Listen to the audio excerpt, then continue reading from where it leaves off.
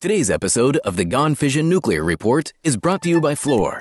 We're building a better world. Welcome to the Gone Fission Nuclear Report. Your one-stop source for all the latest news from the Department of Energy's Environmental Management Program.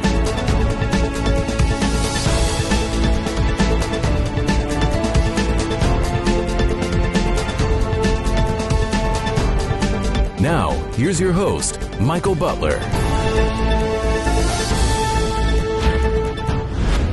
Hello, and welcome to the Gone Fission Nuclear Report. Today is Monday, April 22nd, 2024. We're covering all the news from the Department of Energy's Environmental Management Program across the country. And we thank our friends at Fluor for being presenting sponsor for today's episode. Today is Fluor's last day as sponsor of the Gone Fission Nuclear Report. We thank them for their friendship and support, especially as the podcast moved to video, as well as our audio format. Starting next time, Gone Fission will be brought to you by the Energy Communities Alliance. ECA is well known to most of you as a Washington-based organization that represents communities around DOE sites nationwide. If your company is interested in sponsorship, please contact me. And if you haven't subscribed to the Gone Fission Nuclear Report, we invite you to do that now. Each day, thousands of workers show up at DOE sites to advance the environmental cleanup program another few steps. They bring their talents and their dedication to the task at hand. For the most part, they get the job done without recognition and accolades. This week's episode is about the exception. We're going to meet the man who's been singled out as DOE's top federal project director for 2023. He is Jud Lilly, and he's based in Portsmouth, Ohio. It's Federal Project Director of the Year for 2023, and the point I wanted to make was this is not an individual award. In order for this to happen, there have been a whole host of people who have been doing their jobs to help make this happen. And then the other thing is it's not a one year phenomena either.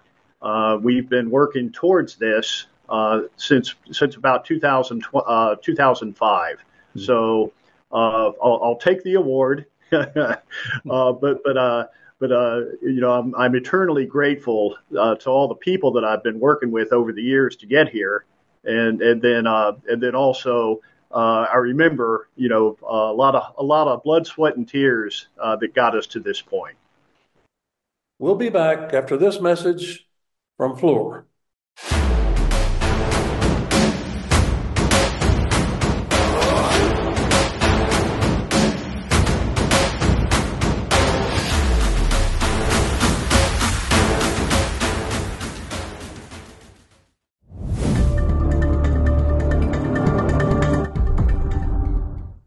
Jud Lilly's recognition as DOE Project Director of the Year stems in large part from his work on three major projects at Portsmouth: demolition of the 326 gaseous diffusion building, deactivation of the 333 gaseous diffusion building, and construction and expansion of the on-site waste disposal facility where debris and low-level contaminated waste is being disposed of. Covering more than 30 acres, the two-story 326 facility is one of three massive Portsmouth buildings used for uranium enrichment for national defense beginning in 1954, and later for commercial nuclear energy purposes until 2001. X-333 was a sister facility to 326, covering 2 million square feet on 2 floors. 333 started operation in early 1956. The on-site waste disposal facility is in the northeast area of the Portsmouth site It is a state-of-the-art permanent disposal site for materials coming from the deactivation and decommissioning of the gaseous diffusion plants. Here's our interview with Jud Lilly. We're talking with Jud Lilly today, and Jud is the Federal Project Director at the Portsmouth site in Ohio. And welcome to the podcast, Jud. Thank you, Mike. I appreciate the opportunity. Well, we're very glad to have you here, and I'd like to start by congratulating you.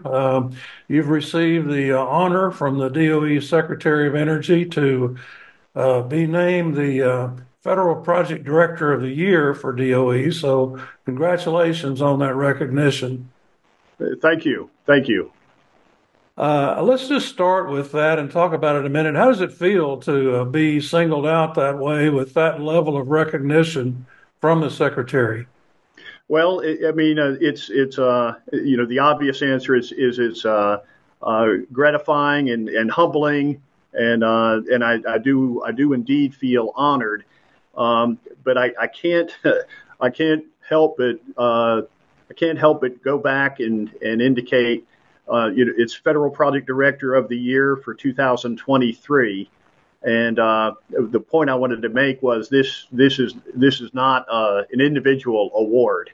In order for this to happen, there have been a whole host of people who have been doing their jobs to help make this happen. And then the other thing is it's not a one year phenomena either.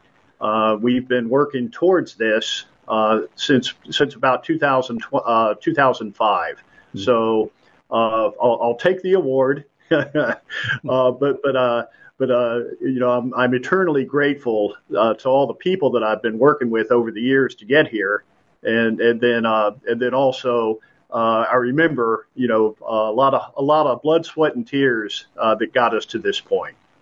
Well, we're going to talk a little bit more about that, about those people and some of the accomplishments. I'd like to just ask you, before we do that, to tell me a little bit about your career path. How long have you been with DOE?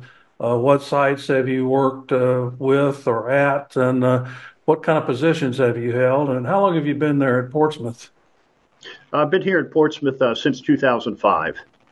I went to, I'll have to mention, I went to college at West Virginia University, and I got a degree in business in economics first, and then I got a second degree, and also a bachelor's degree in mining engineering as a technical field. I got out of school in 1983. And mining jobs were not in abundance, so I wound up taking Plan B, and I went to work for what's referred to as a Beltway Bandit consulting firm up in Washington, D.C., and that was supporting the nuclear terminal waste disposition project, which actually wound up becoming the Office of Civilian Radioactive Waste Management. So I was a contractor supporting that DOE project, and worked there for 5.5 years, and then accepted a job supporting the Office of Nuclear Energy, what was referred to as the Surplus Facilities Management Program, and then that evolved and became part of the overall Office of Environmental Management. And then so I switched from being a contractor employee to being a federal employee in 1991. So I spent from 91 until 2005 working in headquarters, and I kind of focused in the area of D&D, of nuclear facilities, and being in the headquarters programmatic role, I had an opportunity to go to most of the sites in the DOE complex, and however, my focus was on Oak Ridge. Another nice benefit of that position was I also was a member of an international committee working on demolition of nuclear facilities in various European and Asian countries as well. So there was some good experience there, some good trips to see foreign D&D projects as well. But once again, my primary point of contact when I was at headquarters was I was the main point of contact with Oak Ridge and the Oak Ridge D&D projects over the years. All right, and you've been there at Portsmouth for 18, going on 19 years now. Right, I came here in 2005. Okay. You've been there's a lot of very important cleanup work going on at Portsmouth. You have a very sizable task there with the uranium enrichment plants that are located there, and you've been credited with leading the demolition of one of those plants, X326, which was completed last year, I guess, and now you're working on deactivation of X333. These are both massive projects. X326 was completed safely about 17 months ahead of schedule, which is quite an accomplishment in itself. Can you tell us a little bit about the work you're doing on the deactivating and demolishing the uranium enrichment facilities there, and how important is that work in the overall cleanup of the Portsmouth site? The 326 building, that was the first building, the first big building here at Portsmouth that we demolished, and getting a cleanup project started. There's an enormous amount of inertia to overcome, and so that's why I keep crediting how many different people were involved in making this happen. But as you were noting, our 326 building, it was our one of our big buildings. It was a 29-acre building, a 29-acre footprint, and then the enrichment equipment is up on the second floor, and that's where we chose to start our cleanup work. And it was that building. It was what I refer to as the high end of the Portsmouth enrichment plant. We were really proud. It was a very, very elegantly designed facility. We could enrich uranium up to 98% assay, and so that is one of our big customers was the nuclear Navy. They wanted very high assay uranium, and we were able to provide that. And then in addition, we provided highly enriched uranium for nuclear weapons. That was the original purpose of the plant. This is a Cold War plant, was not built until the Cold War. And then the other kind of interesting thing about the gaseous diffusion plants is we enriched uranium for nuclear power companies. And we provided, enrichment of uranium, it is hard. It is a very hard thing to do. Many countries today are still struggling with that. We were able to, accomplish that in the 40s and the 50s. And one of our big missions was we were selling enriched uranium and enrichment services to nuclear power companies all over the world. And so it was a big business venture for the Department of Energy, but it did help launch the entire nuclear power program as a worldwide business. And then for the old timers who may have been around at that time, and new people who don't know, that was called the Toll Enrichment Program, I believe. And and the utilities. I forgot that term. Yeah, toll enrichment. Yeah, yep. And the utilities paid on a separative work unit basis. Yep. And that gave them their fuel they needed to power the nuclear reactors. You've got it. Yeah, that's also another term from the past, the separative work unit. Mm-hmm. So that was how the building was handled. And then in the 80s, there was the privatization drive to to get the government out of so many businesses, and this was one of the big businesses.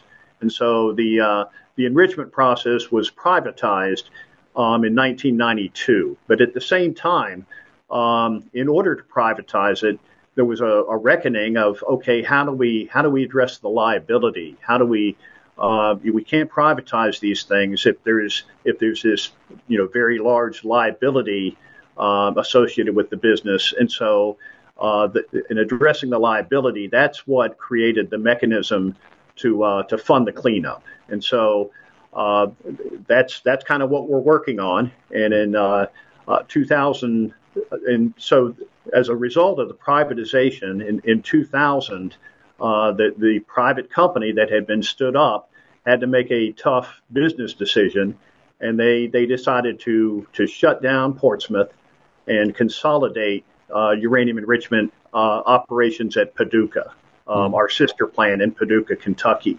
And so in 2000, the plant went into a cold standby mode, and then in 2005, I came here to Portsmouth. The invitation of one of my former bosses was to start a D&D project, and we went to headquarters with a proposal and had a meeting with the Deputy Secretary of Energy and had approval, critical decision 0, to recognize that the need to clean up Portsmouth was a departmental mission. And that's kind of where we started back in 2005. Now, was that private company? Is that the U.S. Enrichment Corporation? The private company was United States Enrichment Corporation, and then that company has now been rebranded themselves as Centrus, which is Centrifuge U.S. Mm-hmm. So that is the current name for that company. So there's still an effort underway to modernize the enrichment process and to keep it in the private sector. Yes, Centrus is still here at the site as a private business, and they do have a centrifuge, a United States domestically designed centrifuge enrichment technology, and they are working under contract with the Office of Nuclear Energy to develop high assay, low enriched uranium for a new generation of nuclear reactors. So they are still leasing space here at the site, and they are running a small number of centrifuges for that effort. Okay. So another part of your portfolio there is the on-site waste disposal facility, and you're using that to take care of the debris and the low-level waste from the demolition work that you're doing. How important is on-site storage to your overall cleanup efforts? On-site disposal is really the key. It is that is, with these buildings, they are massive buildings.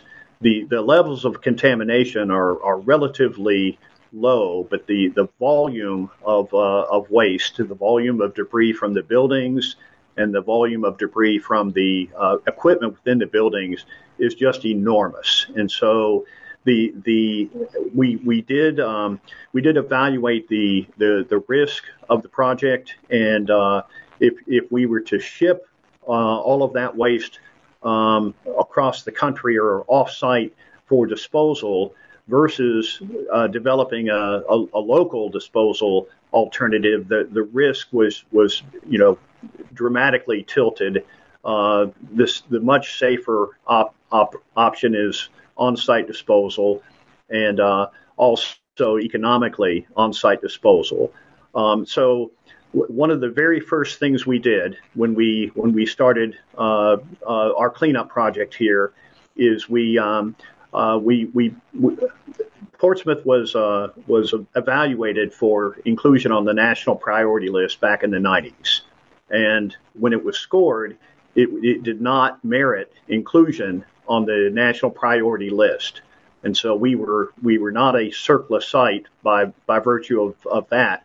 However, we had watched and observed other cleanup projects elsewhere in the complex, and we came to the conclusion that a CERCLA cleanup would be the most efficient way, the most effective way to do a cleanup of the site.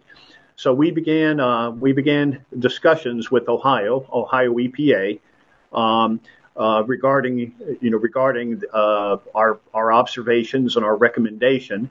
And to their credit, they listened. And then in 2010, they issued an order, director's final findings and orders, that was their order for how demolition and cleanup would be performed, but it invoked DOE's authority under CERCLA. And so it was a combination of a CERCLA approach under a departmental order from Ohio. And so that was a very good example of working with the regulator, and there was a lot of discussions and a lot of listening, and I think that was a good, effective approach. And so as soon as that order was issued, very shortly thereafter, we had selected a prime contractor for the cleanup, and that contractor came on board, and they recognized the significance of this. And one of the first things we did was we launched a remedial investigation feasibility study. We began working through the CERCLA process and evaluating, what are the alternatives for demolition and what are the alternatives for disposition of the waste. And the conclusion we came up with was for the disposal of the waste was a hybrid decision. Some of the waste would be appropriately disposed of off-site, but then also some of the waste would be appropriately disposed of on-site. And so with that decision, we needed to develop the on-site disposal alternative. We didn't have that when we started the process. When that was the selected remedy, that was the authorization that we needed to pursue to develop the on-site disposal facility. And so many of the hazardous waste and liquid waste and high-assay uranium, those are shipped off-site. But then the buildings and the debris and the concrete and the transite from the siding of the buildings, those materials are disposed of on-site. And that's so the vast majority of the volume is disposed of on-site.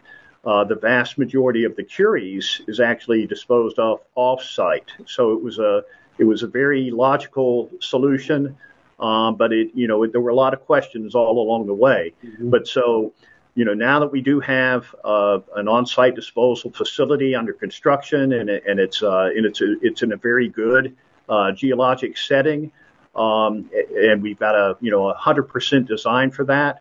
That is now the outlet for the huge volume of debris from our buildings. And so the on-site waste disposal facility has always been really a very key part of the ability to clean up Portsmouth and the ability to deal with these large buildings and the large volume of debris. Mm-hmm. Well, just to be clear, so it's still the case that Portsmouth is not officially a CERCLA site based on the national priorities list, but you're treating the cleanup through what is essentially the CERCLA process. Is that right?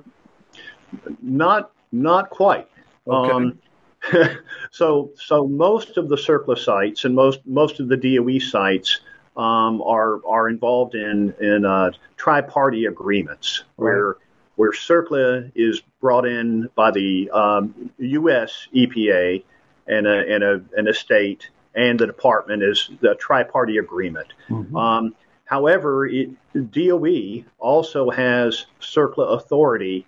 DOE has the authority to launch and mount and perform a CERCLA cleanup.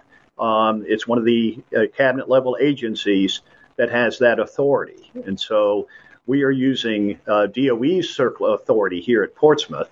And so that's why our agreement is an agreement between the department and Ohio EPA. But it is a full-fledged CERCLA cleanup. It's using DOE's CERCLA authority. Okay, good. Well, thank you for clearing that up. That's good information. I appreciate that.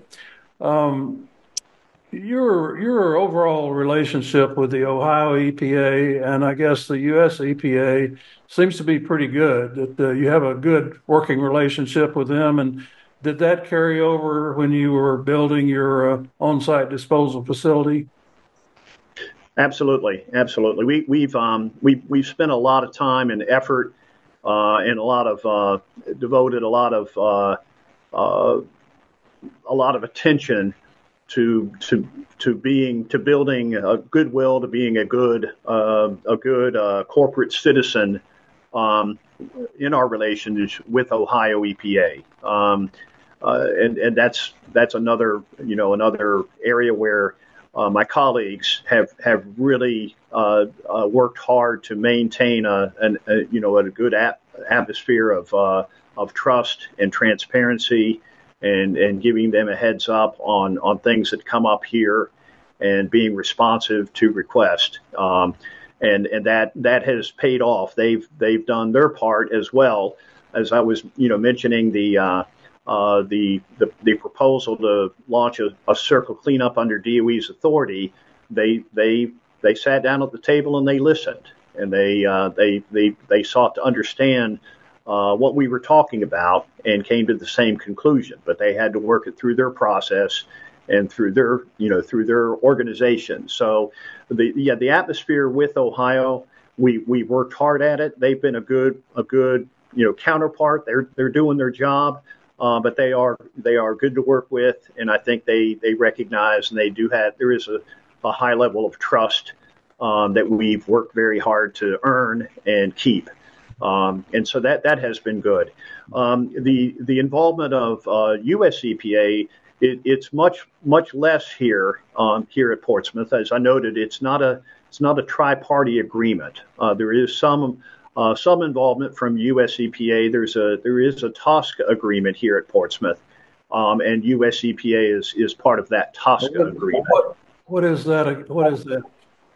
The TSCA agreement is a Toxic Substances Control Act. Okay. is the formal name of the law, and all three of the gaseous diffusion plants had large quantities of PCB contaminated oil during their operational history. And so there was a TSCA agreement that covered all three of the gaseous diffusion plants, and that one did involve the U.S. EPA and DOE to address the amounts of PCB oils that had been in the buildings during the operational periods. Well, let's talk about employment a little bit. How many employees do you have now involved in the cleanup of the Portsmouth site? And I'm curious to know if there are unions involved, and how many union members, and what is your relationship with the unions? So, in terms of the cleanup, and that's the construction of the on-site disposal cell, the demolition of the buildings, the excavation of contaminated soils, and the running of the plant, we currently have about 2,050 people involved in that work in particular. There's another environmental management cleanup project here at the site, and if you've seen pictures of the Portsmouth site, one thing that we have here is we have many cylinders of depleted uranium. So when we received natural assay uranium or slightly enriched uranium in 14-ton cylinders, and we would introduce that into our cascade, and we would enrich the uranium, and our product was smaller cylinders of enriched uranium. But the byproduct of that process is depleted uranium, and so the depleted uranium cylinders had been stored here for many years, decades, and we're now in the process of taking those depleted uranium cylinders, and we're converting the material inside, which is a uranium hexafluoride. It's a combination of uranium and fluorine, and we're converting that into an oxide, a combination of uranium and oxygen, and that's a much more stable, much less reactive, much safer powder. And so we refer to that as depleted uranium conversion. Another acronym you might hear us talk about is DUF6, which is depleted uranium hexafluoride. That's the other cleanup project that we have here. And then and they have about 250 people working on that project. And then we also spoke briefly about the Centris activity, doing a small amount of enrichment, and they have about 147 people on the Centris payroll. And then in terms of unions, we've got 4 unions here at the site. The biggest union that we have here is United Steelworkers, USW, and we have about 620 members with the USW. The next in line is the Building Trades Union. We have about 220 people from the building trades. The third one is one you don't hear quite as often. It's the Professional Technical Union, and we have about 180 people that are with that union. And then the last union, the fourth union that we have here is the Guards. We have about 35 union members who are part of our protective force. Mm-hmm. So the steelworkers, they have been the predominant operators of the plant, and they have also been the predominant workers for the deactivation, for working with the buildings and getting them ready for the demolition process. That's where the steelworkers have been. And then when you get into the demolition of the buildings and also the disposal, the construction of the disposal facility, that's where the building trades members are there. And then the third part, the Professional Technical Union, the primary people we have there are radiation protection control. We refer to it as RADCON, radiation control technicians, mm-hmm. and those are technicians who measure for radioactivity during the work that we do to make sure that there is no radioactivity, that we're not spreading radioactivity, and that things that are clean remain clean. And so we have a significant RADCON workforce here as well. And then, of course, the Guards are the security protection force. So, and then your question also was, how do we get along with the unions? What is that relationship? And that's another one that's a good relationship, but it's another one that also requires a high degree of trust. And the unions are there to represent their workers and to make sure that that their workers are getting a fair shake. But at the same time, we've got to work together in order to get the work done. And so when it comes to a partnership, when it comes to work, we are definitely partners. We're all focused on getting the work done. Right. So with the 326 being finished in terms of demolition, you're now in the deactivation phase for X333. What is the schedule for that? When do you expect the deactivation to be completed, and when would you start demolition on that building? We're currently wrapping up the deactivation for the 333 building, and we'll be starting demolition of that building in 2025. And our current schedule, we refer to it as a deterministic schedule, is a 5-year schedule. That's if everything goes perfect, that'd be about a 5-year project. When we get ready to prepare a project and plan a project, we do include, and especially a capital project, we do include a risk analysis of the work, and what are the things that could go wrong that could increase your schedule and increase your cost. And so when you add the risk component for the project, that runs out right now to be about 7 years. But we will be, once we get this thing launched and underway, we'll be doing everything we can to maintain more of that 5-year schedule. That's how you save schedule and money. Mm-hmm. And then you've got X330, the third building out there in the future, and I guess that will be the last one you attack once you're finished with 333. Right. It's kind of a rolling wave. And when you talk to somebody at my site more than 15 minutes or more than 2 minutes, you'll hear us. We'll talk about a three-legged stool. And so in order to take down a building, and that with the building being one of the legs, you need a place to put the debris. And so that's what drives the need to have the on-site disposal facility. So that's the second leg. The other thing you need in order to take down a building and dispose of the debris from the building is you need engineered fill, or that is soil. And one thing we have here at Portsmouth is we have areas of where the soil has been contaminated. And so part of our approach is while we're taking down the buildings, at the same time we're digging up areas where the soil has been contaminated, and we're using that soil as our engineered fill. And so we're taking care of both the building and the soil at the same time. And both of those items are going up to the on-site disposal facility, which is a very protective, highly designed, engineered facility in a very favorable geologic setting. And so it's a win-win-win. Yeah. So we attacked our first building and got our project started, and that's been very exciting for all of us, and it's been kind of a thing for everybody on the site to kind of realize, oh, this is real, and we're really doing this. And then now that building's down, everybody on the site kind of goes, hey, we just did that, mm-hmm. And we did it, and it was safe, and we did a good job. We maintained the airborne contamination was minimized.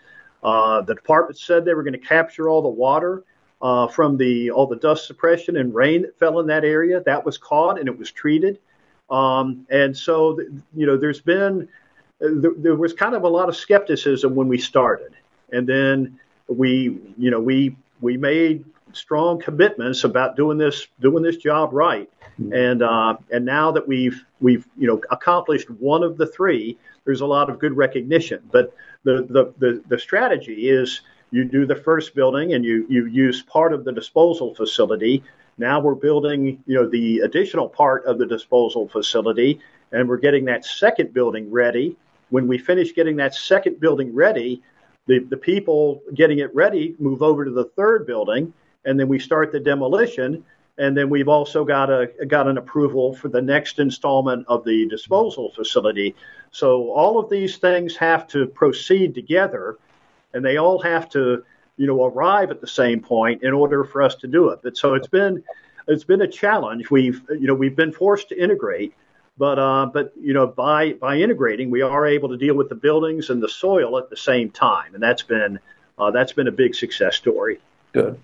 Well, you mentioned earlier when we were talking about your interaction with Oak Ridge, and Oak Ridge has gotten a lot of national and international attention for the demolition and cleanup of the K-25 site, which was the first tear down of a gaseous diffusion facility in the world. And I'm wondering if you've learned lessons at Portsmouth from what was done at Oak Ridge, and maybe what some of those lessons were, and how that's helped you in facilitating the cleanup at Portsmouth.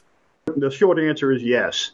And as I mentioned, the primary site that I dealt with back when I was in headquarters was with Oak Ridge, and the primary area of my interest and work with Oak Ridge was on the demolition of their facilities. So when I took the job here, I had a good knowledge myself of the work that had been done at Oak Ridge, and of the issues that had come up, and also the success stories from Oak Ridge. So we were very deliberate about working with Oak Ridge when we started to make sure we were picking up lessons learned and also best practices. And so one particular and important lesson that we learned was to control the water from the demolition footprint.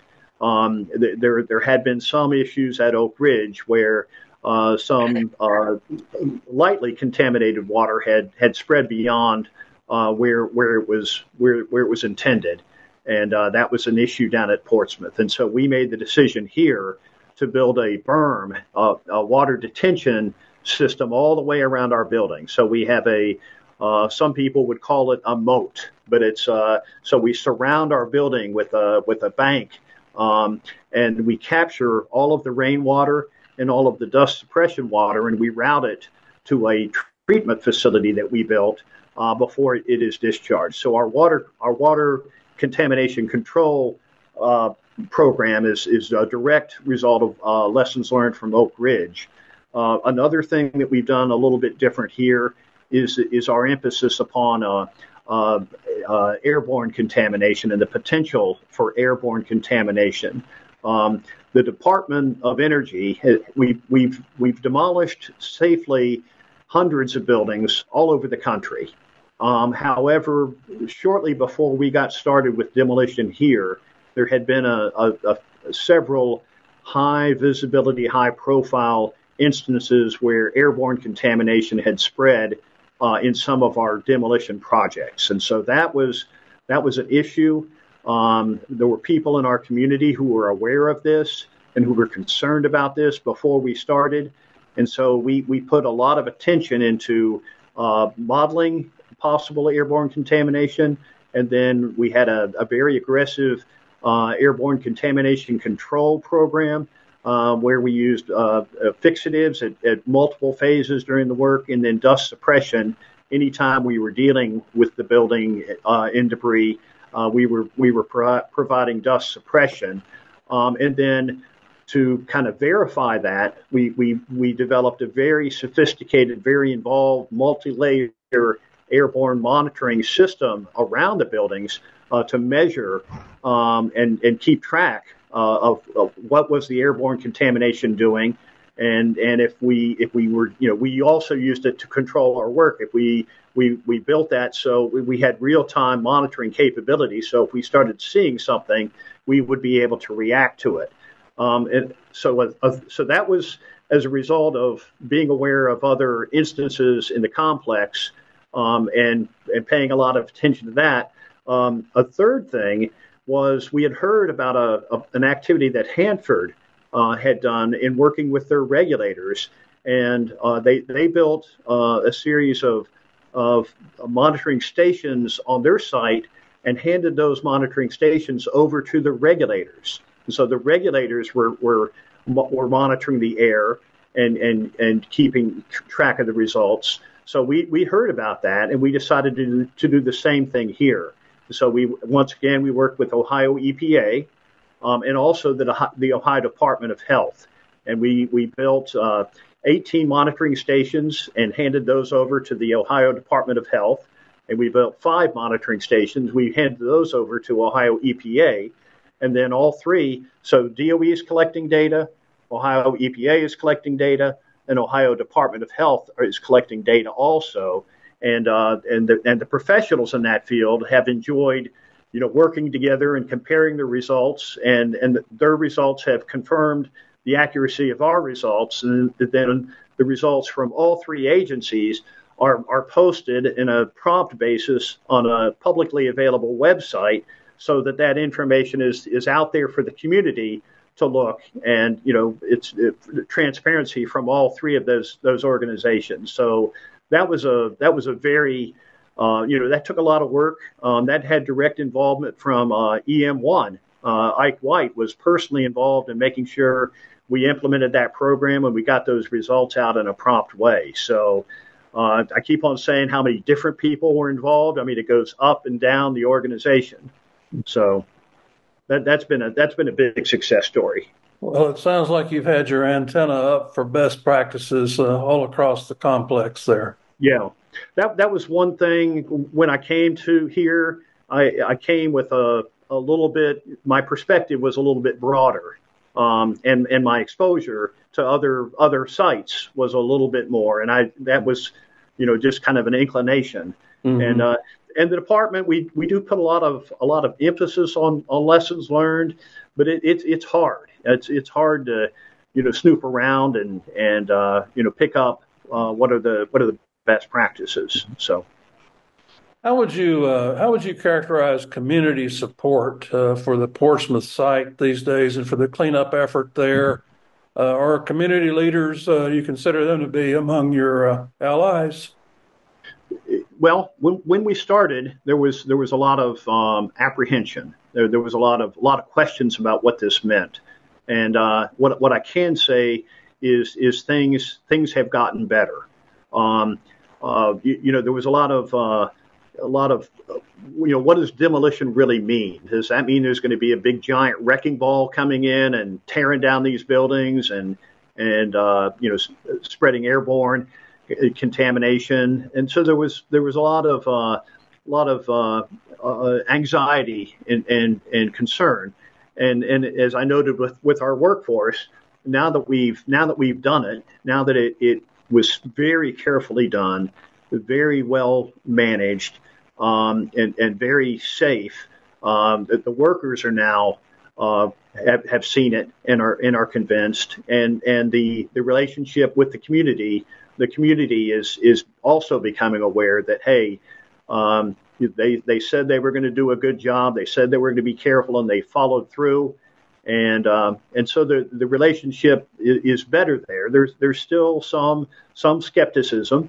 And there are still some people who are concerned, but the relationship, it's another opportunity where you build trust over a long period of time, and I think things are improving. We do have a regular dialogue with the county commissioners from our local counties, and also with the mayor of Piketon. It's a very ongoing, active communication, and we have site tours where members of the public come out and see the work that we're doing, and also see the care that we're taking. So there's a level of skepticism, but there's also a level of trust, and we're going to continue working on that. Mm-hmm. What's the planned end state for the Portsmouth site? Do you foresee a transfer of land to the local community for economic development the way they did in Oak Ridge? Yeah. Well, we're already transferring plots of land. So when we were talking earlier, I mentioned how we went through an RIFS process to kind of begin thinking about the cleanup. But before we even did that, one of the things we did was we began working with the community and obtaining community input as to, hey, we're talking about a cleanup of Portsmouth. What are your all's thoughts? What would you like to see happen at Portsmouth? And we worked with Ohio University on that, and it was called Port's Future was the effort. It was started back in 2008 or 9, and it's still ongoing today. And the feedback we received from the community was that they wanted to see industrial reuse of the site, or another term is reindustrialization. We've got a good industrial footprint here, and jobs in southern Ohio have been scarce, and a lot of young people have left the community, and so the overwhelming input we received from the community was for industrial reuse, and so that's our endpoint, that's our objective. And then you mentioned, and our plan is to clean up as much of the footprint as we can, and return that land to the community, and so. We've already begun the process of returning parts of the site to the community. We have a Southern Ohio Diversification Initiative is our community reuse organization here, and we've already returned back two parcels have been returned to them, and we're in the process of working on the third and fourth parcel right now. And that's another activity where we are working very closely with Ohio EPA. And so And then there's also a lot of interest from industry activities out there looking at the site for potential follow-on businesses. So so we are following through with that already, and that's another reason why cleaning up the soil and the buildings, we're doing both of those activities. So the site then, when it's cleaned up, it's ready. It's ready for another entity to come in and take over. So that's definitely part of our program. And as you noted, that's some of what Oak Ridge has done. Well, Jud, in closing, let's turn the conversation back to you for a minute. Tell me what you think makes a good federal project director. What would you tell other people similarly situated is the key to success in what you do? Well, that's the toughest question that you've had, and I've been thinking about that one, and I'll name a few things. And Warren Buffett one time was asked about what did he look for in employees, and the thing he said he looked for first was integrity. Another thing that is kind of a personal thing that I have is and I had this with my children, and I have it for my work. I have high standards, and I don't apologize. I don't apologize for it. Another thing that I try to work on is I have respect. Once again, so many different people have been engaged in this work and have helped make this happen. And they've got expertise, they've got talent, and I have and they have integrity that they bring to the job. And so I have a lot of respect for the people I work with. Another thing is in dealing with the contractor, my overriding objective there is to be fair. They're doing work, and when I see something that's not up to par, I comment on it. I can be brutally frank, but then on the other hand, when they go above and beyond, and when they come up with really good ideas, I acknowledge that as well. And then another thing is we're doing what I came here to do. This was what I wanted to do. I've seen this work at other sites, and so I have a degree of enthusiasm for where we are now. And then the last thing is I've got a little bit of a competitive nature in me, and I have a little bit of a chip on my shoulder, and I also like a challenge. And so those are the things. I don't know, every different federal project director will have their own style, their own way of dealing with things. The ones that I've seen that have been successful, some of them were really good at building teams and working things as a group. Other instances where you have a firm fixed price contract, there needed to be a degree of separation between the project director and the executing project. So some of that's determined by the nature of the project of the contract. And so, but I'm just telling you kind of how I've tried to conduct myself here, and I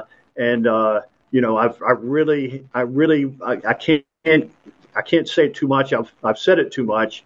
I'm so grateful for all the different talented people that I've dealt with in terms of contracts and my senior management within the organization, and then my colleagues. I've talked about how much work we did with the regulators. That wasn't me.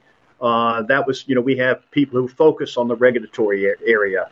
The people who conduct the excavation of the soils. I just work with a really good group, and we all do our jobs, and it's all needed to make this happen. So. Well, Jud Lilly, DOE's Federal Project Director of the Year, congratulations, and thank you very much for joining us on the podcast today.